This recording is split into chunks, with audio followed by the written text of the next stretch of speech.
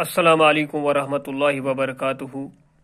عزیز طلباء و طالبات، ہمارا موضوع جو ہے وہ اسم ضمیر ہے، اور اسم ضمیر کی چار اقسام، جو چار قسمیں، اس میں ہم نے ضمیر شخصی، ضمیر اشارہ، ضمیر استفہامیہ کو ہم نے پڑھا ہے۔ اور بچوں، میں نے آپ کو کل ضمیر استفہامیہ کے بارے میں بتایا، آپ کو یاد ہوگا میں نے بتایا وہ ضمیر جو کسی بات کے پوچھنے کے موقع پر بولی جائے، جیسے کون گاتا ہے۔ اور میں نے اس وقت آپ کو اس میں کی فاعلی حالت یعنی حالت فاعلی کا تذکرہ کیا، یعنی جب ہم فاعل کے بارے میں پوچھیں گے، کام کرنے والے کے بارے میں پوچھیں گے، تو وہاں پر واحد یا جمع دونوں صورت میں کون استعمال ہوتا ہے ضمیر پوچھنے کے لیے، ضمیر استفہامیہ۔ یعنی اگر کام کرنے والا ایک ہی ہے تو ہم پوچھ سکتے ہیں کون، اور وہاں پر اگر کام کرنے والے ایک سے زیادہ ہے تو کون ہی وہاں پر ضمیر استفہامیہ استعمال ہوگا۔ اور میں نے آپ کو بتایا کہ عموماً جاندار چیزوں کے لیے کون اور بے جان چیزوں کے لیے کیا ضمیر استفہامیہ استعمال کیا جاتا ہے۔ اور بچوں، میں نے آپ کو بتایا اگر نے ساتھ ہے جملے میں، یعنی ضمیر استفہامیہ کے ساتھ ضمیر استفہامیہ کے بعد نے ہے، تو اگر وہاں پر واحد کی بات ہے تو وہاں پر کون کے بدلے کس استعمال ہوتا ہے، کیونکہ نے ہے۔ یعنی میں نے آپ کو بتایا کس نے فلم دیکھی، فلم دیکھنے والا فاعل ہے، تو میں نے آپ کو بتایا وہاں پر کس استعمال ہوگا کیونکہ نے ہے ساتھ۔ اگر جمع کے بارے میں بات کریں گے تو وہاں پر نے کے ساتھ کنہوں استعمال ہوتا ہے۔ ٹھیک، تو بچوں آج حالت مفعولی کو پڑھیں گے، اور حالت مفعولی ہو گئے، میں نے مفعول کے بارے میں آپ کو بتایا، مفعول ہو گیا جس پر کام واقع ہو، یعنی جس پر ہم کام کر رہے ہیں۔ یعنی اگر میں کہوں حامد نے سانپ کو مارا، تو حامد جو ہے یہ کام کرنے والا ہے، اس نے سانپ کو مارا ہے، یعنی حامد فاعل ہے۔ جو سانپ ہے بچوں یہ مفعول ہے کیونکہ اس کو مارا گیا ہے، اور مارا جو ہے یہ فعل ہے، ورب ہے، کام ہے۔ تو اس طرح سے بچوں جب ہم حالت مفعولی کی بات کریں گے اور وہاں پر جب ہم ضمیر استعمال کریں گے، اگر حالت مفعولی ہے تو وہاں پر ہم مفعول کے بارے میں پوچھ رہے ہیں، تو وہاں پر بچوں واحد کے لیے کس کو، اور اگر جمع ہے تو بچوں کس کے بدلے کو کے ساتھ کن لگایا جاتا ہے۔ ضمیر استفہامیہ میں حالت مفعولی کی بات کر رہا ہوں، یعنی حامد نے کس کو خبر سنائی۔ کس کو جو ہے یہ بچوں ہم پوچھ رہے ہیں نا، یہ ضمیر استفہامیہ ہے، اور پوچھ رہے ہیں کس کے بارے میں، جس کو خبر سنائی گئی۔ جب ہم کسی کو خبر سنائیں گے تو بچوں وہ جس کو خبر سنائی گئی تو وہ مفعول بنے گا، اور جو خبر سنانے والا ہے وہ بچوں فاعل ہوگا کیونکہ وہ کام کر رہا ہے۔ تو اس طرح سے اگر واحد کی بات کریں گے ہم تو بچوں وہاں پر کس، اور یہ حالت مفعولی کی بات کروں، اور بچوں اگر حالت مفعولی ہے لیکن یہ ایک سے زیادہ ہے، جمع ہے، تو بچوں وہاں پر کس کے بدلے ضمیر استفہامیہ کون لگایا جاتا ہے، پوچھنے کے لیے ضمیر استفہامیہ کو استعمال کیا جاتا ہے۔ جیسے میں یہاں پر ایک جملہ میں نے لکھا ہے، میں نے کن کو بلایا تھا۔ میں پوچھ رہا ہوں میں نے کن کو بلایا تھا، میں جو ہے یہ بچوں میں نے اپنے بدلے استعمال کیا۔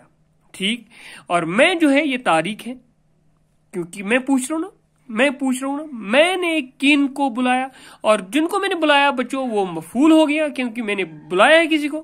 یا میں نے کن کو پڑھایا، پڑھانے والا میں ہوں، میں پڑھانے والا ہوں، اور جن کو میں پڑھا رہا ہوں وہ مفعول ہو گیا، اور میرا پڑھانا فعل ہو گیا، میرا کام ہو گیا۔ یعنی بچوں میں جو ہے یہ میرے بدلے استعمال ہوا، اور میں پوچھ رہا ہوں ان لوگوں کے بارے میں جن کو میں نے بلایا، لیکن وہ جن کو میں نے بلایا وہ مفعولی حالت میں ہے، تو وہاں پر اگر وہ ایک سے زیادہ ہے، جمع کی حالت ہے، تو بچوں یہاں پر کس نہیں پوچھنے کے لیے استعمال نہیں ہوگا، وہاں پر ضمیر استفہامیہ کن استعمال ہوگا۔ میں نے کن کو بلایا، اگر وہاں پر ایک ہی ہے جس کو میں نے بلایا تو بچوں وہاں پر کیا ہو جائے گا استعمال، شاباش، وہاں پر کس ضمیر استفہامیہ استعمال ہوگا کیونکہ حالت ہے مفعولی لیکن واحد ہے۔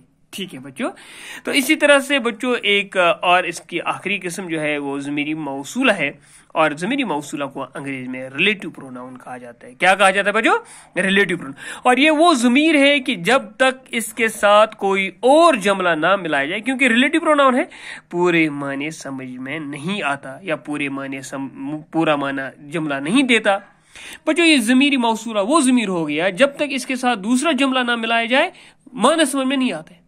وہ ضمیری موصولہ ہو گیا، یعنی ریلیٹو ہے، اس کے ساتھ دوسرا جملہ لگانا پڑتا ہے تب جا کے معنی سمجھ میں آتا ہے۔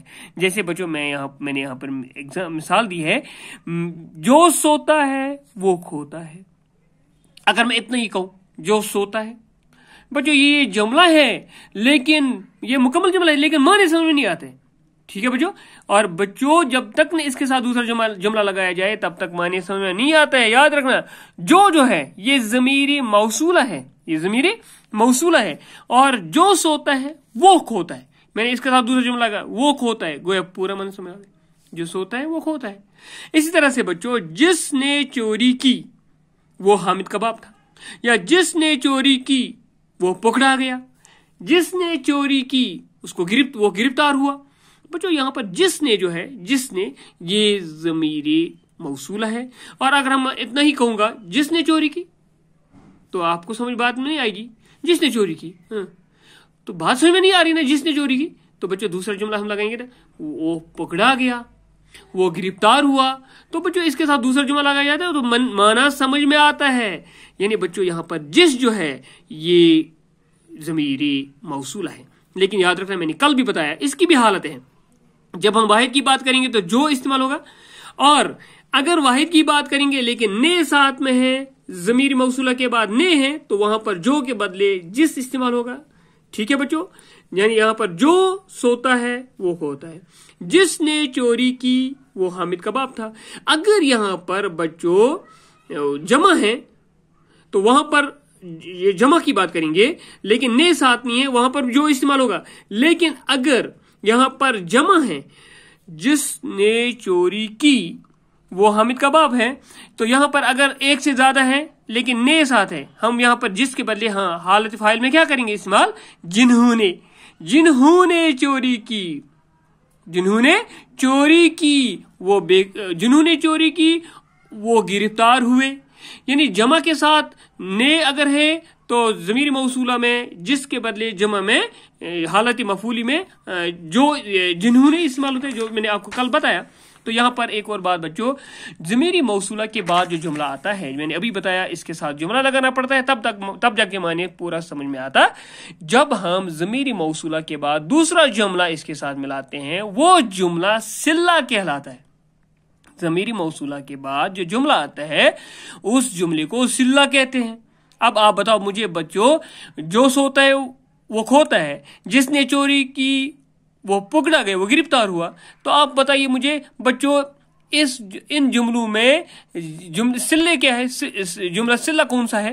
اگر ہم پہلے جملے کی بات کریں گے جو کھوتا ہے، جو سوتا ہے، تو صلہ کون سا ہے؟ ویری گڈ، بہت اچھا، وہ کھوتا ہے۔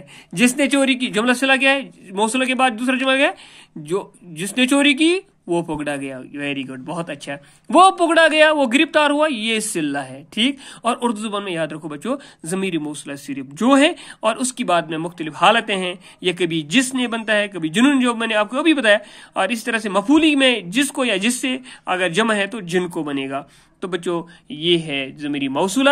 اور بچوں یاد آپ کے لیے جو گھریلو کام رکھوں گا میں، ہوم اسائنمنٹ، آپ ضمیری استفہامی اور ضمیری موصولہ کی دو مثالیں لکھو گے، اور ساتھ ہی ساتھ حالت فاعلی اور حالت مفعولی کی تعریف کرو گے، اور اس کے علاوہ اور ایک آپ کام کرو گے، ضمیری موصولہ میں جملہ صلہ کی تعریف کیجیے۔ آپ جملہ صرف صلہ کی تعریف بھی کرنی ہے اور جملہ صلہ کی 2 مثالیں بھی لکھنی ہے۔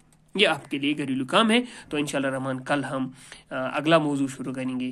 تب تک کے لیے میں آپ سے وداع لینا چاہوں گا۔ خدا حافظ، السلام علیکم۔